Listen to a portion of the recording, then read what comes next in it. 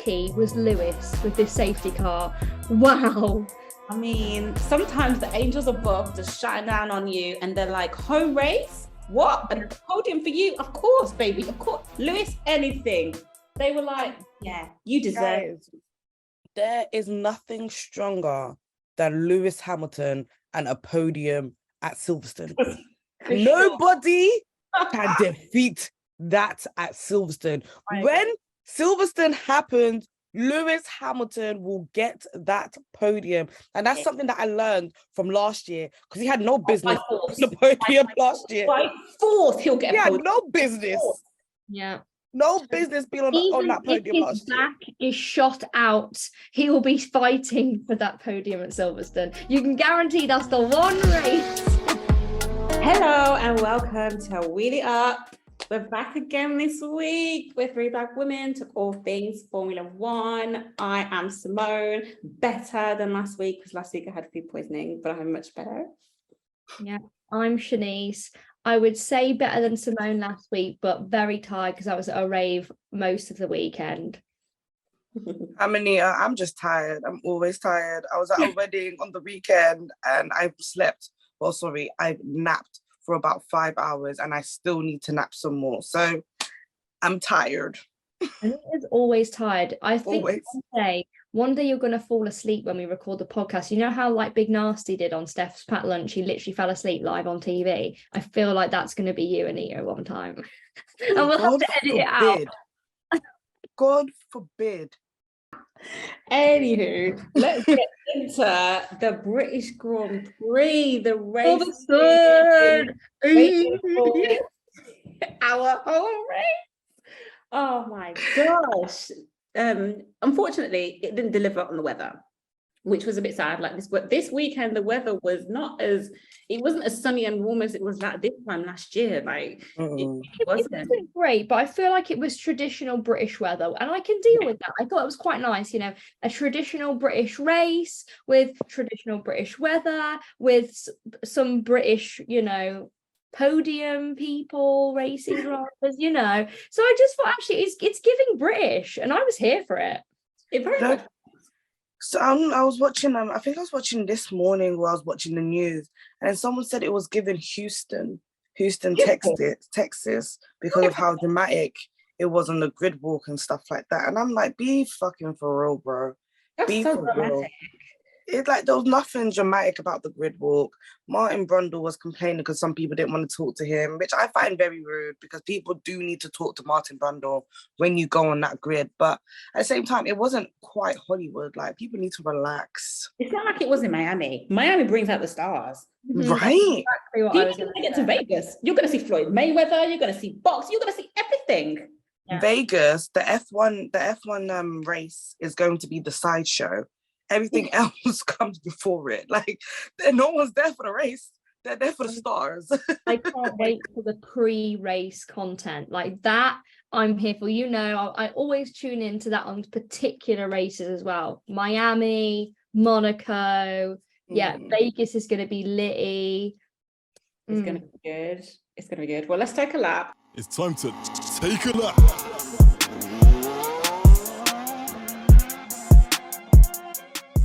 There were some exciting points for me, I'm not going to lie, some exciting points in quali, but my excitement quickly dwindled when it just reverted back to the normal pole sitter that we have every goddamn week. So, yes, it was one of those qualis that was like, oh, this is going to be interesting.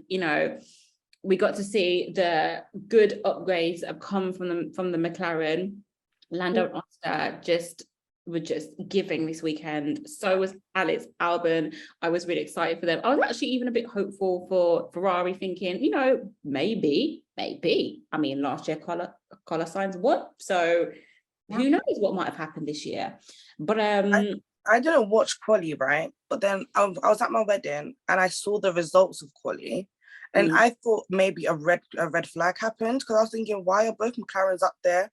They Oh ain't my usually God, there. I thought the same I thing. thought there was a red flag. I thought Yeah. something must have happened. I There was thought a red something flag, big but it didn't happened. impact that much. I thought something big happened. I couldn't believe it. And the bits that I did see, I actually found quite disappointing, not because of like the result, but actually more because I was just thinking, Perez, this is, I can't, I think this is like, I think if I'm correct here, this is the 5th week in a row he hasn't made Q3. And I was just like, no, this is a disaster. Not because I don't like him, I don't think he's a good driver, but actually more because he cannot keep doing this because he's going to be out. Interesting you say that. I'll get to something about Perez a little later on. But yes, there were actually red flags in qualifying, but there weren't major, like huge big incidents in qualifying. So it wasn't anything like, oh my God, look at that. I mean, when I tuned in, I saw the red flag, I saw Max's front wing like get clipped. But that was his fault. That was his fault. Like he was coming out he was in the pit lane, he was just driving out and he clipped his front wing, but they quickly changed that anyway because he was already in the pit. So it wasn't anything major. I think the first red flag was for Valtteri Bottas, and something happened to his car. Oh, what happened to Val? Don't give him sympathy, for goodness sake. Y'all know, like, I love him. It's tough love, but I love him. This is like me with Carlos Sainz. Yeah. I just want him to do better. Yeah, but it's just, I don't know how he finds the motivation, to be quite honest. But anyway, like you say, the McLarens were up there at one point, right? Lando was he was pole sitting, he was up there, he was number 1, and I was there screaming, oh my God. I was on the phone to Tima at the time, and so I was like so excited. I was like, look at that. And then obviously Max comes and drives past and then squashes that. But anyhow, if you're gonna beat Max in qualifying, I've noticed you have to be the last car to cross the line. Yeah. I wasn't mad at that though. I wasn't mad at Max when I felt like we've gone through so many years and races of like Lewis being at the top that, you know, this is a given. Do you know what I mean? Like, of course Max was going to be at the top. Why were we expecting anything else? In fact, Lando being at the top is basically being on pole for anyone else. Do you know what I mean? Max is just in a whole different scenario league over here. Lando was actually top. Do you know what I mean? We talk about, Max's dominance and Lewis's dominance, right? And there's been a lot of discourse online on Twitter and stuff talking about the different dominances. I'm so sorry, Lewis didn't make it this boring because Lewis wasn't on pole every single week. He just wasn't. He had a lot of competition whenever it was time to qualify. A lot of competition, but this time around, you just know it's going to be Max. Perez is not even up there no more. It's just going to be Max. And that's why it's just really boring. You know who's going to, like, Max Verstappen hasn't won at Silverstone before. This year, I really said he's going to win. Last year, I didn't think he was going to win, and he didn't. The year before that, I said, not when Lewis is alive, baby. He ain't going to win. But this year, no one's going to stop him. This kind of dominance is ridiculous. But so do you know what? I can't remember who was saying it the other day, and it really kind of rung true actually. I thought it's the same thing that kind of we talk about, but also everyone talks about, right? Is that you always want, like, that people go through this whole thing where you want the underdogs to win, but then like when people win too much, I'm not saying Max is under, but when people win too much, you then want them to stop winning. So people start hating on success. Do you know what I mean? And you know, he can't help that he's a good driver in a good car. So I'm not saying I don't want him to like not win all the time, because yeah, it would be nice to see somebody else up there. But actually, also when someone's successful, we shouldn't hate them. We shouldn't really shoot them down so much, because it's not their fault that, you know, they're good and they're giving everything. Do you know? Obviously, it makes it more boring for us as viewers.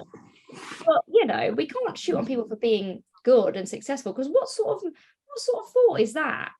Girl, I ain't hating. I'm just saying, Lewis, please let me have this dominance one more time. Please, one more time. Please. I'm not hating, because the thing is, when Lewis does get a good car and Lewis is on pole week after week after week, I will be unbearable. I'm just saying right now, please just give somebody else a try. But when it's Lewis, all you haters can suck my big toe. See, I'm so glad that Anita said this because normally it's me banging on, about Lewis and him being great and blah, blah. So I'm so glad Anita said this. So it's not just me and Shanice going at each other and Shanice is like, no. I'm so glad that I was like, I'm not even gonna say anything. I'm just letting Anita talk. I know, and I saw you doing that as I was singing. I know why Simone's staying quiet here. But it's not that I don't want Lewis or anyone else to win. It's actually like when Lewis wins 7 times in a row, we'll also be bored. Well, I will also be bored because it is nice to mix it up. So what I'm saying is we can't hate on people's success. Like we're always going to be bored because there's always going to be someone who's dominating. Yeah, but back to quality anyway. But back to quality. Like you said, like if you're gonna beat Max, you have to be the car that comes after. You have to be the car that comes after, but you also have to have a really good car. And McLaren bought it this weekend with them upgrades. Like Lando, Oscar outdid themselves. Lando was second, Oscar Piastri was third, and it was really good to see the McLaren really come true, because if you think back to where they started at the start of the season, baby, I was like, what happened to you? What happened? Did you not upgrade your car? Because I'm confused as to what happened at the start of the season. It was really weird and they just weren't performing. There was a lot that needed to happen and they finally got a car that you can see, it's getting up there. And you saw glimpses of it last race in Austria. So very happy for them. Let me think back to where Lewis and George were. Lewis qualified 7th, wasn't the best. Obviously, it was quite shitty. And then where did George come? George was 6th. Pierre was 10th. Was there any surprises for me? No. Kevin Magnussen 7th. Well, last. That was not a shock in the slightest bit. But actually, Valtteri Bottas was, because he was out. Where did Bottas come? He was out. He was last. Because of the incident, he basically qualified last. They've given red flags and Bottas being last. Forget all of that. The disaster for me was Perez. For real. For real. I'm so sure it's 5 times in a row now. And I just can't like, it's not that I don't like, it's just that, oh God, it makes me cover my eyes and want to cover my mouth and my nose and everything. Like I just I get anxious thinking about it for him. I'm getting feelings that he's probably feeling. Do you know what I mean? You cannot keep doing this when you're driving a Red Bull car, especially when you've got people like Lando and Alex Albon in shittier cars killing it. I'm not saying they're doing amazing, obviously, but you put someone like those guys in a Red Bull and they're gonna give it their best. And I don't think Perez, I don't know what's happened behind the scenes or in the strategy or what, but something is going on. He has said, sorry, I was about to say, he has said that Saturdays he knows what I think he's figured out what's happening to him on Saturday. He says quali is not good because race day his pace isn't as bad because he can work his way through up the pack, but quali is killing the Donny. He's killing him softly, like it's actually killing him. But he did say, like, I have sort of figured it out and, you know, I'm trying to do better, especially mentally, because you know it's going to be affecting him mentally, what's happening. Because at this point, you almost forget that he's Max's teammate. I know. But it's the fact that every week he's having to climb back up. Obviously, we've seen Max do it before. We've seen Perez do it before. We know that they can do it, but they shouldn't have to be doing it. Like, how many times did we have a Mercedes 1-2 start? Do you know what I mean? We shouldn't have to keep, and we had, you know, a Red Bull 1-2 start quite a lot. This week we had McLaren 2-3. That's basically like a 1-2. Do you know what I mean? We can't keep doing that. Like, teammates, come on. Do you know what is so crazy? Yeah? And God forgive me for this. You guys heard about Death Row, right? We know about Death Row. Y'all know about Death Row. Y'all know about Suge Knight. Listen, I don't know what they've done there to Perez, but will he? Helmut Marko is Suge Knight. Perez is the artist that spoke up against Suge Knight. And now Perez is seeing what happens when you talk to Suge Knight bad. Because I just don't understand how, ever since Checo has said, that he wants to fight for this title, Ever since Checo has been blasting his mechanics saying, what's happening? Why am I not doing the same thing Max is doing? Blah, blah, blah. He has been qualifying poorly. Why is that? I'm sorry, it's giving death row. That's what it's giving. And you know what? Red Bull, right? One thing I do like about them is that they are ruthless. In this game, you do have to be ruthless. It's not about anyone's feelings. You have to be ruthless. And for Christian Horner to say to the Red Bull fans, would you be nicer to me if I brought Daniel Ricciardo back? He is applying different kinds of pressure to Checo anyway, And it's just like, I'm not sure if Checo is going to be able to last the rest of, I think he's got 2 years left or 1 year or the next year with Red Bull. I think he probably needs to go to a team where he will be fairly treated, because I don't see him being fairly treated here. I agree. And I don't even think it's necessary to do with the race and the competition. I think it's a mental thing. I think he's getting like a mental block and he can't handle this pressure because it's too much. Red Bull's pressure is different. Yeah, they apply pressure differently. Do you see the way Helmut Marko's applying pressure to the race? Oh my God. I feel so sorry for Nick de Vries. I feel so sorry for him. Jesus, we talked about this last week. He was basically like, listen, if this done it, if you want to drive, if you want to see, you've got a couple of races to prove yourself. It's up to you if you want to be here. If you want to be here, you've got a couple of races to show us what you got. That I saw, oh my God, I can't remember who tweeted it. I should have screenshotted it. That they're talking about potentially Daniel Ricciardo taking Nick de Vries' seat. I should have screenshotted that so I could tell you guys in more detail. But I saw that flash up on my Twitter. Because imagine, like, I'm not saying that it's a good idea or not, whether it's going to happen or whatever. But again, if you are seeing things like that on social media, like Nick de Vries, that's pressure too. You've got to have someone who's really experienced, and people really loved Daniel Ricciardo for his personality as well. And they're like, oh, he could potentially take his seat like that. That is pressure too. That's really sad. Imagine being there thinking, fuck, if they have an opportunity to get Daniel Ricciardo back, they're going to choose him. Well, not back like in house, but as in like back on the grid. But let's get into the race anyway, because we could talk about them, man, all day long, and their little death row, West Coast, East Coast beef. Like, it's getting a bit. It's getting much. Listen, the start of this race, the start from Lando, beautiful. He had the best start. He got off. He was brilliant. When I saw him leading the race, I was so happy for him. I was like, yeah. Obviously, we knew, Max was going to catch him, especially when they were able to get DRS. It was gone. It was like, just enjoy it while you can, babes. That's all I was thinking, was enjoy this while you can, because this Donny's going to catch you, and catch him he did. But not straight away though, and that's not what straight for a couple of laps. But at least he was leading. Yeah, sorry, you there. And then Shanice, your friends over at Haas, Nico, lap 5, this Donny clips his wing. God. And this was just the downfall, I think, for Haas. I was like, Jesus crispy, what's going on here? Like, so we need a team brief with Haas, because I need to actually understand what's happening over there. Anyhow, we had Lewis lap 7 overtaking Alonso, which was beautiful. He was faster than him, which actually makes me come back to the point of, y'all remember when Alonso was like, every race I'm gonna be on the podium, every race I'm gonna be on the podium. Where are you now?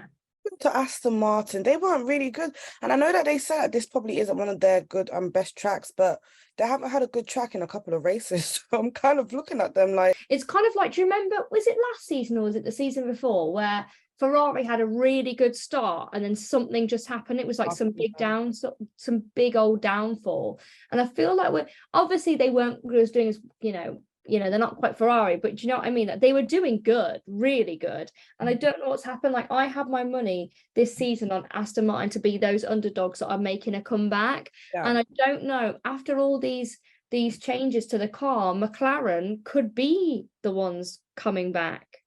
I feel like for McLaren, it's too far gone. It's too far too late. Personally, like it's way too far too late. But True, but the more practice that they've got at being in a good car this season, next season could be really good for them. I feel like with Aston Martin, girl. So the bin man. Listen, if I could turn my back to show you, I would show you, but I just saw a beautiful black man. That's okay. I'm sorry, I thought you were fascinated by what they were doing with the bins. I was about to say, girl, you lift the bin, you put it on the hook, and they take it into the truck. So last episode on the pod, she just went, public service announcement. And I was like, what was going on? And she went, everyone needs to get in line for the J-Hus tickets. And I was like, what? I thought the fuck you were talking about the podcast. I am crying. This stage is talking about the bin men. But not, and I don't want to digress. I was about to tell a story about a bin man, so I'm going to say shut because you know how I digress. But anyhow, to answer your question earlier, Anita, it was lap 9 where Esteban Ocon went out of the race. And I put in my notes, what on earth is happening over at Alpine? But you know what? Yeah, we'll talk about that another time because I also want to talk about what's happening with them, with Ryan Reynolds and his friend, and them investing in Alpine and what that looks like, blah, blah, blah. And then there was a line. Shanice, your friend, Carlos Sainz. Plan B? What's plan B? I forgot what plan B is. That's what Carlos Sainz said on the radio to Ferrari. He was like, they were like, let's go to plan B. He was like, what the hell is plan B? What's plan B? Anybody know what plan B is? What though? Let's be real. Ferrari always have so many plans, and we're always cussing them out for this. They're on plan G, F, E, like they're on all these motherfucking plans. And so sometimes when Carlos is trying to, beat people and race and whatever, sometimes if they say, right, let's stick to plan B, actually, you're not thinking about fucking plan B. We were just on plan A a minute ago. So, it's a lot to remember. I'm not gonna cuss him out for forgetting what plan B is when he's probably remembered what plan G is, because normally they're going down that far. I found funny. I don't think that his engineer even knew what plan B was, because he said, what the hell is plan B? Then he goes, I will let you know. Then it was He's like, I'll get back to you on that one. I'll get back to you. Exactly. Even he had to go and check the notes to see what plan B was. Imagine. Plan B? We didn't talk about plan B. We're normally at E right now.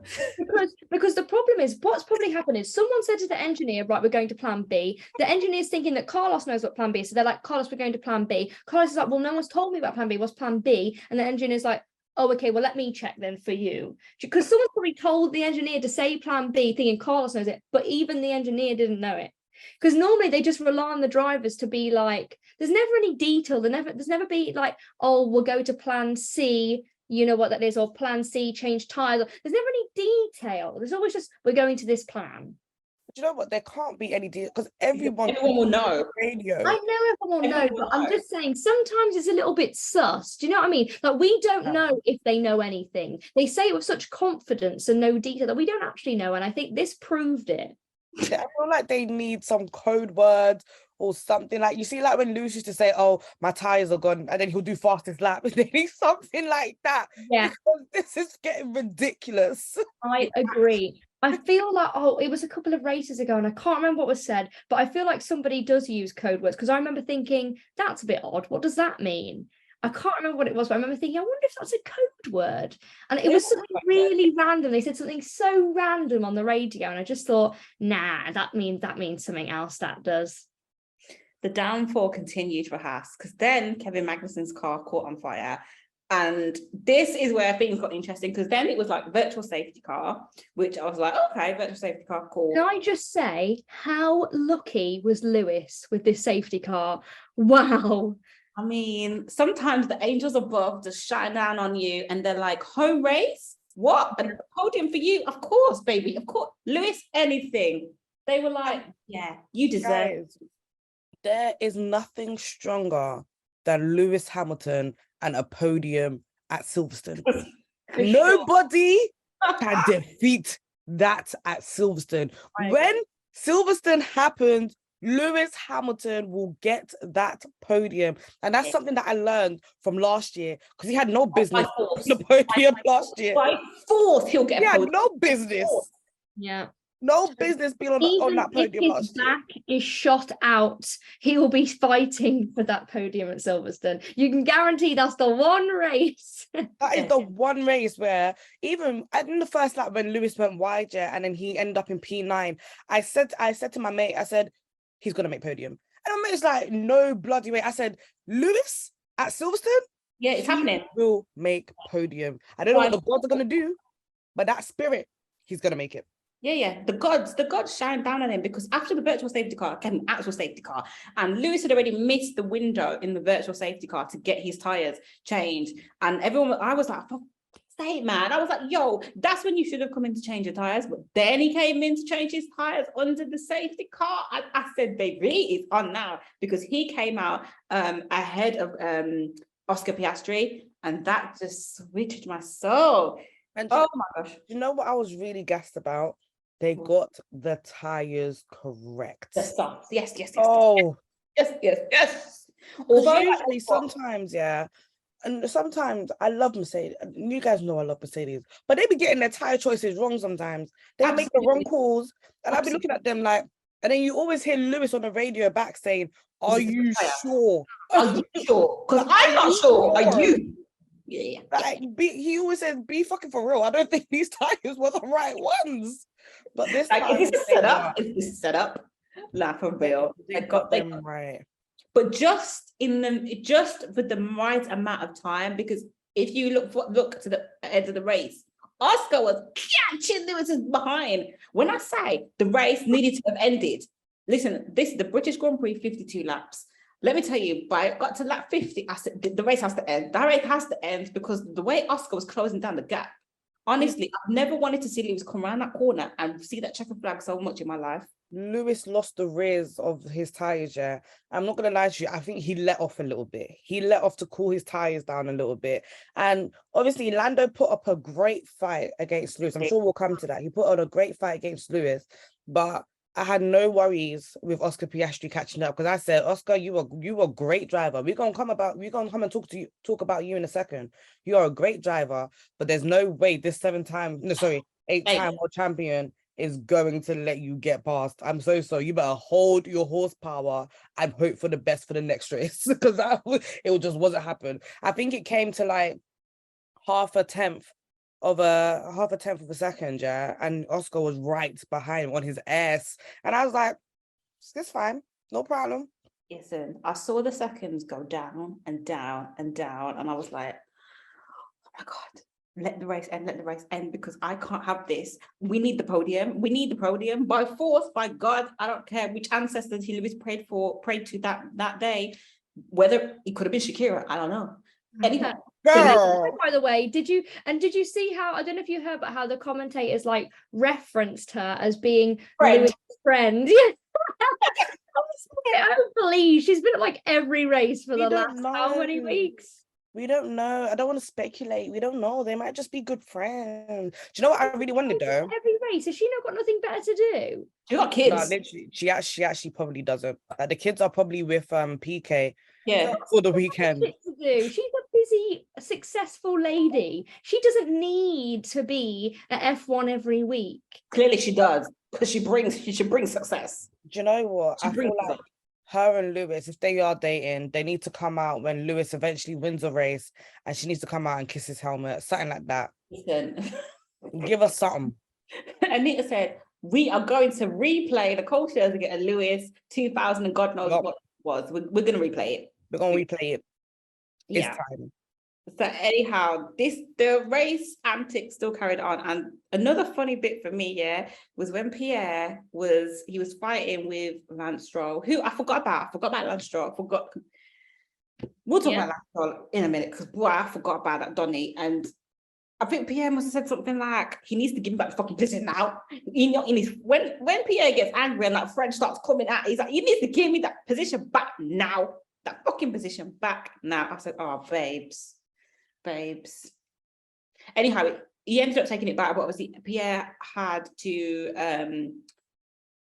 he finished the race. He had to DNF because they had an issue. I think the fighting with him and Lance, and they touched, and that damaged part of Pierre's car, so he had to come at the garage, and Oh, Jesus. Lance Stroll had a weekend and a half. That man, in fact, when we come to Should Have Stayed at Home, he's number one on my list. He had a weekend and a half. Like, I feel like out of both the Aston Martins, he was the idiot. And I'll come to it later. Well, yeah, I mean, it wasn't ever going to be Alonso. Sorry, I just had to put it into perspective. He's an idiot. Oh my God. Girls, have you got any more race action to add? I wanted to ask you guys a question, right, about McLaren, right? Because I wanted to just say, obviously, Lewis got really lucky with the safety car, etc., but Oscar was doing really well, and Lando. Do you think McLaren could have done anything better with their strategy? Because I was actually really impressed by their strategy in general terms. I think the fact that when they first started, and obviously they were kind of like both teaming together to kind of fight off Max and fight off, I can't remember who was behind them, but Lewis a little bit, and do you know what, kind of working a bit of a team together. I thought that was a really good strategy. But then towards the end I was a little bit worried, because when Lando changed his tires and he was going on to hards, but everyone else was going on, well, some other people were going on to softs, and everyone was like, oh, we're really not sure about these hard tires. But he in a McLaren managed to warm them up, and they were talking about, oh, okay, if any car's going to do it, it's going to be a McLaren, and he was actually fine. But I was a bit worried at that. And then they had Zach on the line interviewing him about, oh, is this a good strategy going on to these hard tires? And I did and he was like, well, I don't know, only time will tell, or we'll see in a moment if we've got the right strategy. I was thinking, best believe it better be the right strategy, because Lando currently is fighting for podium. Zach knew. Zach knew it was at that moment he fucked up. Zach knew. And he had no answer. I was thinking, I don't know, maybe they fucked it now. Exactly. Like, when, I'm so sorry, when Lando pulled into the picture, I could not believe it when I saw the white rims. I said, what? I could not believe it. I said, you saw the softs last 17 laps. There's currently about 12 laps to go. You did not think to put him on softs or mediums. In fact, you couldn't go on mediums. You did not think to put him on softs. It didn't make any sense. They are just very lucky that they have two very competent drivers, and their tire deck is probably one of the best on the grid. They are very, very lucky. And I feel like, I'm going to put my hands up here. I feel like if they had put Lando on softs, his battle wouldn't have been with Lewis. It would have been with Max. And he could have really fought for a win, potentially. I'm not saying he would have kept it, but he would have been fighting for the win as opposed to fighting for second place. And that would have been something I would have loved to have seen. And that's what I was thinking, because I was thinking, I wonder if he went on to soft tires, if like it would have been a bit closer. So I was asking you guys, what is your opinion? Do you think McLaren's strategy could have been better? And yeah, I think they were really lucky. They were very lucky.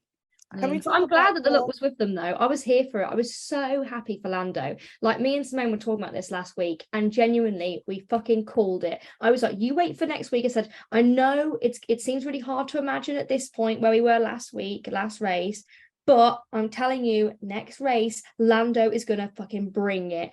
And I was so happy that he did. I was so happy. He bought it.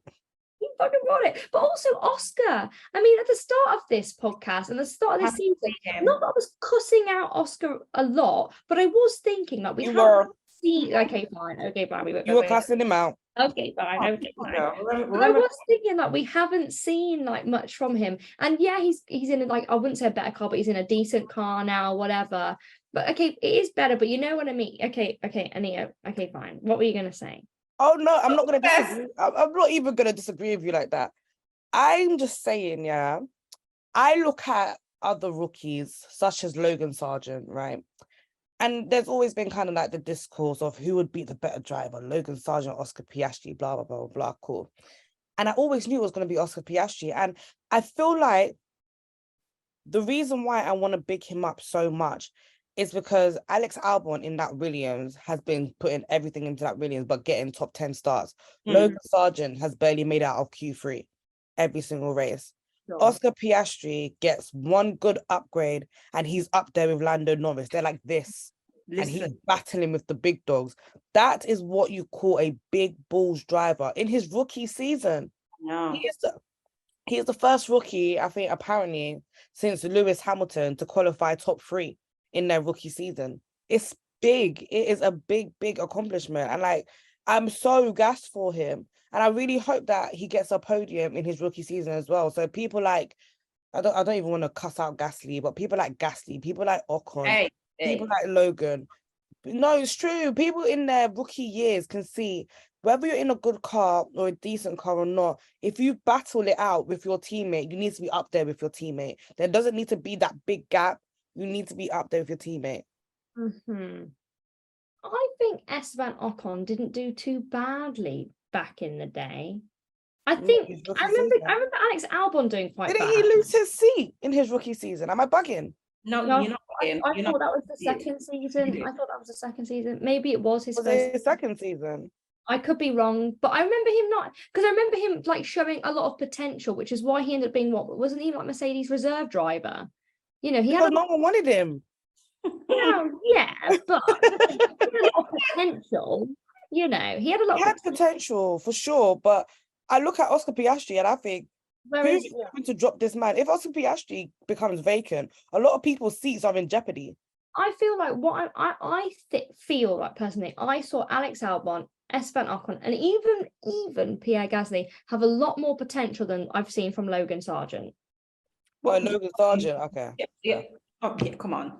I think this weekend might have been Logan's best finish. He ended the race 11th, if I'm correct. And normally he's down at the bottom. He's either like 18th, 19th, even 20th. Like this might have been his best one to finish 11th, which is obviously just outside of the points. And it would have been great if the two Williams had got the points. But even James after the race was saying like, this has been a really good weekend for them. Like he said, like, everyone around the paddock has like dropped their shoulders. Like it's a home race. Like we've put a lot of effort in. Obviously, Alex is out there killing it. He gets into Q3 now. He's the new Mr. Saturday. You know, which was used to be George Russell. He's the new Mr. Saturday out there. He's getting in there. I love Alex. And he's just driving. Honestly. He is.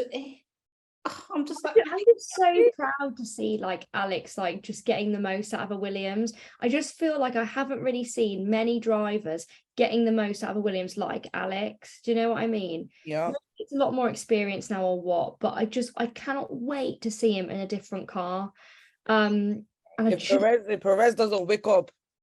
So actually, this is one other thing I wanted to ask you guys. Do you think Red Bull would ever take him back? I don't know.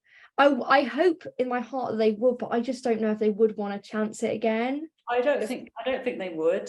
Yeah. Personally. I don't think that relationship is quite good. I think it's almost like it's not as bad as the relationship sort of with Pierre and Red Bull, because I think Pierre left there feeling, yeah, I've got a point to prove. And when he actually won in Italy in 2020, I think it was, that's when he was like, or I proved to all these haters, I can do this. You let me go, I lost my seat, and now look. I don't feel like Alex would. I don't think that they would go back to Alex, is what I'm saying. I don't think they would. But I don't know. I don't think the relationship is as bad as it was with Pierre Gasly. I can't see it, to be honest. But who knows? Who knows? Alex has grown a lot. He's got a lot more experience. So who knows? Should have stayed at home. Okay, so let's go to us who should have stayed at home. Because I have a couple of options, but my main option is Lance Stroll. Now, I know everyone else probably has different drivers. To me, Shanice has already said she's got somebody a little bit different. I don't know who someone is thinking about, but I feel like she's thinking about Valtteri Bottas with that look on her face. She knows. I can read you like a book, Simone. She knows. I can read you like a book. But for me, it has to be Lance Stroll, because there was one time that Lance Stroll, it just seemed like every single driver, he was opening up his nyash. Every single driver was driving past him as if his engine wasn't working properly, as if he had an engine failure. I just feel like he's lost a lot of motivation to keep going. And when you know that your seat is always going to be secure every single week, it doesn't show in your driving that you are fighting for this. And it just hasn't shown in Lance Stroll's driving that he's been fighting for this, especially for the last couple of weeks. And I know that everyone else was upgraded, so Aston Martin isn't up there anymore. But with the way that they were up there at the beginning, they should have kept some type of momentum. And Fernando Alonso, he's still fighting. He's still technically fighting for his seat, and he still has that kind of drive in him, but I don't see it from Lance Stroll. And he's making mistakes all over the gaff. And I'm thinking, you are a professional Formula One driver. Why are you making these silly mistakes? And it's not even like they're mistakes where you can let him off and say, oh, okay, maybe he just was blindsided or whatever. It's mistakes that a stubborn, spoiled person would make.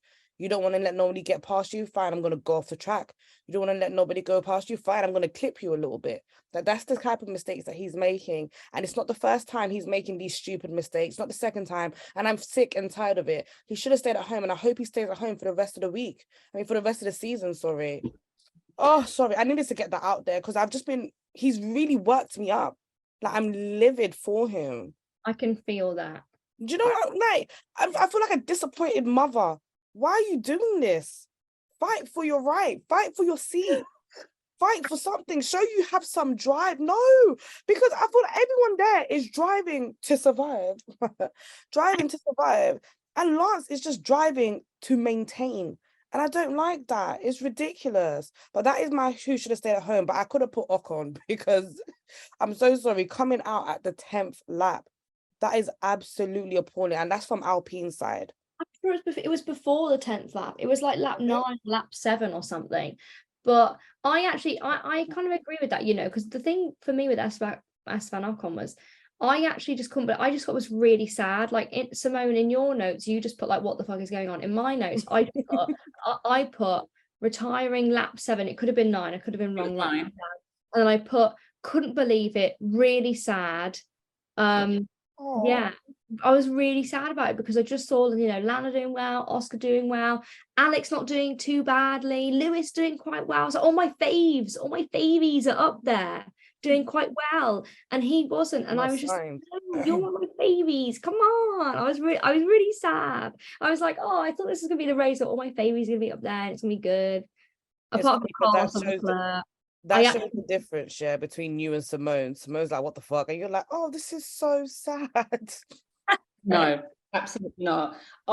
Just to touch on Lance Stroll quickly before we move on to yours, Shanice.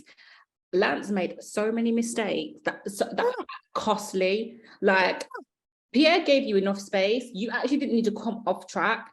And had he rejoined the track a little bit later, he would have damaged his car. Like, it just would have been a mess. It was just mental. Even Pierre said that after, like, it's the stewards need to be consistent with giving out penalties, because in actual fact, Lance should have got a penalty for what he did, and he didn't get a penalty for it. No, he got a penalty for making what's his name, Gasly retire. He got a 5-second penalty for that, but I feel like that should have been a 10-second. 10-second. It's just not giving, I know what I'm doing. It's not giving, I passed my driving test. It's giving, you should maybe have some like not even P plates, L plates. Like, I'm so confused. And honestly, half the time I forget that he is there. If someone doesn't say his name, I'm like, oh yeah, Lance Stroll. I'm just like, I forget. I honestly forget. It's just like, all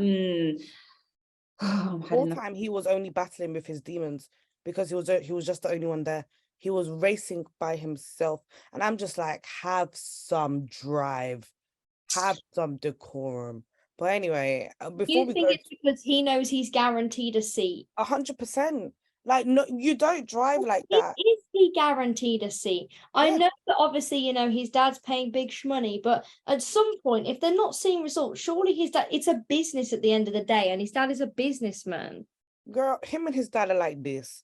He says it all the time. They are very good friends. My son being like, look, son, I need to make shmoney, and you're not making me any shmoney. But so I need to put somebody else in. It's not even like he's not making them money, because every time he goes out on the track and the sponsors are being shown, he's getting the money.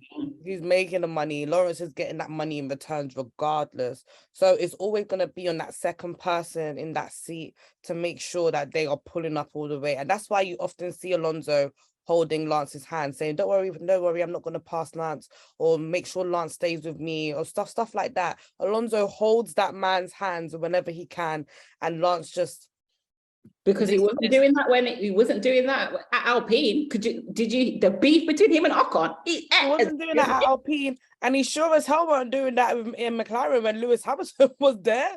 He sure as hell wasn't doing that there. And it's because he knows that if somebody has to go, it's going to be Alonso. It's not going to be Lance Stroll. Lance Stroll is going to be racing for Aston Martin when we're 40. That's how deep it